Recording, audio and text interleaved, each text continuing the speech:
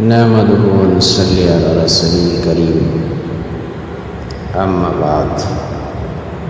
فأعوذ بالله من الشيطان الرجيم بسم الله الرحمن الرحيم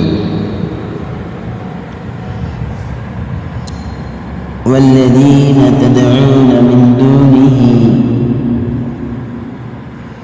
ما يملكون من قطمير صدق اللہ العظیم۔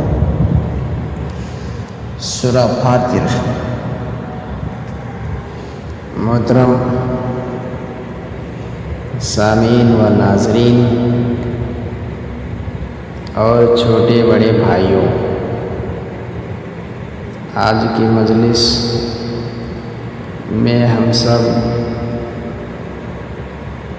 جانیں گے کہ اللہ تعالیٰ کی ملکیت بادشاہت میں کیا کسی نبی و رسول و ولی یا فرشتے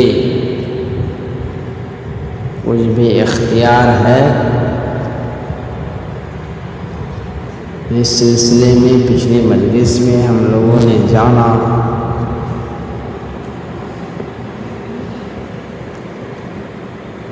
کہ اللہ رب العزت ہی تمام ملکیت اور تمام بادشاہت کی بادشاہی انہی کی ہے، کسی کا کوئی اختیار نہیں ہے، نہ فرشتوں کو ہے، چاہے کتنے مقرب فرشتوں ہو جائیں، نہ کسی نبی کو اختیار دیا، نہ رسول کو دیا، نہ کسی ولی کو دیا، نہ کسی صحابہ رضی اللہ تعالیٰ عنہم کو اس کی اجازت ملی۔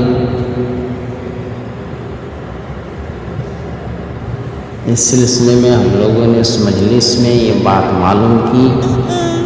کہ تمام بادشاہت کا مالک اگر ہے تو صرف اور صرف اللہ ہے۔ خیر ہو، شر ہو، رحمت ہو،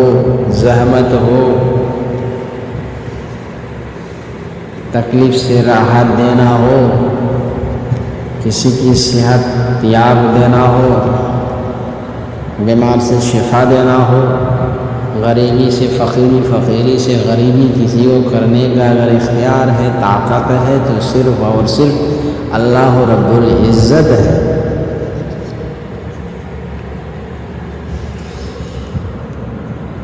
وہی اللہ رب العزت سورہ فاطر میں فرماتا ہے کہ اے لوگوں، جن کو تم اس کے سوا پکارتے ہو، اللہ کے سوا پکارتے ہو، وہ کھجور کی ایک چھلکے کے برابر بھی مالک نہیں ہے۔ ایک چھلکے کے بھی ملکیت اس کے قبضے میں نہیں ہے۔ اور صرف یہی نہیں،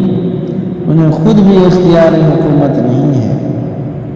تو شرکت کی دور کی بات، یعنی اللہ تعالیٰ سے اپنے کسی کام میں مدد لینا ہو، بلکہ یہ سب کے سب اللہ کے دربار میں محتاج ہے، فقیر ہے، اس کے دربار کے غلام ہیں، اسی کے بندے ہیں۔ اور اللہ کی عظمت اور بڑائی اور عزت و جلالی کی قسم کے بغیر اس کی اجازت کے کسی کو جرات نہیں اس کے سامنے کسی کی سفارش کرے، مدد مانگے یا اپنی لب گشائی کرے، اپنے کسی فرمان کو جاری کرے۔ اللہ رب العزت سورہ بقرہ میں فرماتا ہے من ذا الذی یشفع عنده الا باذنہ، کون ہے جو اس کے سامنے کسی کی سفارش کر دے بغیر اس کی رضامندی کے۔ اس آیت کریمہ میں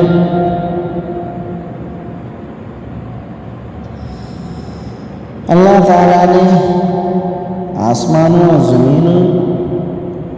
بلکہ تمام مخلوقات کی اس کی سفارش یا اس کے اختیارات کو نفی کی دلیل ہے کہ کسی کی سفارش کے لیے لب نہیں کھول سکتے جب تک خدا اپنی رضامندی سے، اپنی خوشی سے، اپنی اجازت سے کسی کو اجازت نہ دے۔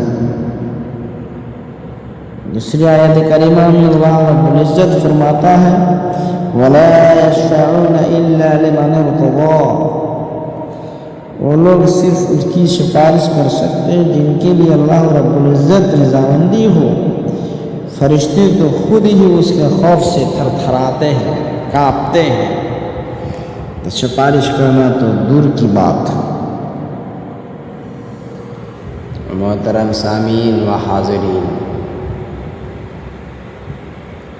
ہم لوگ جاننا چاہتے ہیں کہ روز قیامت میں بھی سفارش کرنے کا، بخشوانے کا جب سلسلہ شروع ہوگا، سب سے پہلے یعنی کہ تمام اولاد آدم علیہ السلام کے سردار،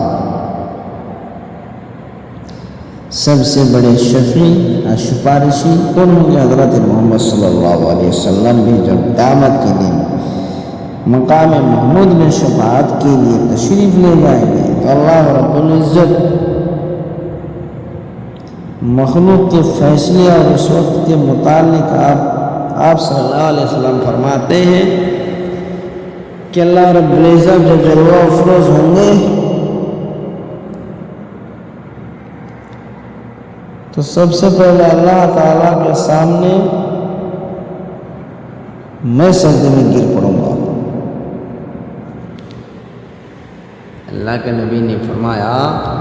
سب سے پہلے میں سجدے میں گر پڑوں گا اور اللہ کی تعریف، عظمت، بڑائی، کبریائی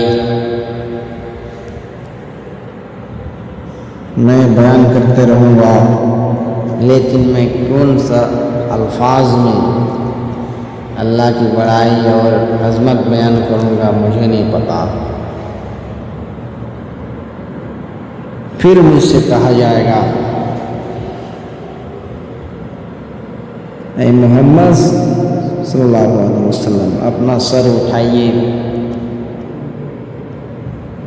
اور بات کیجیے، آپ کی بات سنی جائے گی،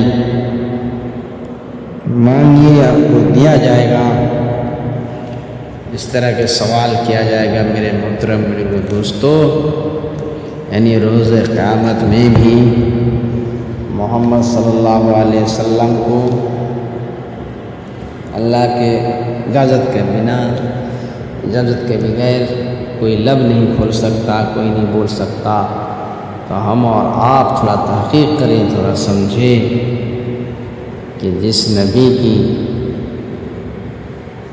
کوئی برائی نہیں ہے، کوئی گناہ نہیں ہے، اگلا پچھلا سب گناہ معاف ہے، اس نبی کی جرات وہاں نہیں چلے گی، اس کی سفارش بغیر اللہ کی اجازت کے بنا لب نہیں کھل سکتے۔ تو کوئی فرشتہ یا کوئی آدمی یا کوئی ولی یا کوئی صحابی اللہ کی ملکیت میں کیسے اپنے اختیار کا حق بنا سکتا ہے، کیسے اس کا مالکانہ کا مالک بن سکتا ہے؟ اللہ ہی